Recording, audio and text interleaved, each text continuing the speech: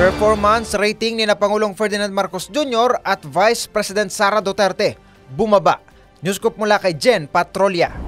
Bumaba ang performance at trust rating ng lahat ng mga matataas na opisyal ng gobyerno sa unang bahagi ngayong taon. Batay ito sa survey ng Publicus Asia kung saan sumadsad sa 44% ang performance rating ni Pangulong Ferdinand Bongbong Marcos Jr. kumpara sa 58% rating noong Disyembre noong nakaraang taon. Bumaba rin sa 53% ang performance rating ni Vice President Sara Duterte kumpara sa 59% noong Disyembre. 42% naman ang performance rating ni Senate President Juan Miguel Zubiri kumpara sa 47% noong Disyembre, habang 25% naman ang rating ni House Speaker Martin Romualdez kaysa sa 36% noong 2023. Sumadsad din ang performance rating ni Chief Justice Alexander Gesmundo sa 29% kumpara sa 37% na naitala noong December. At yan ang aking news scoop. Ako si Jen Patrolya, nagbabalita ng tama, naglilingkod ng tama.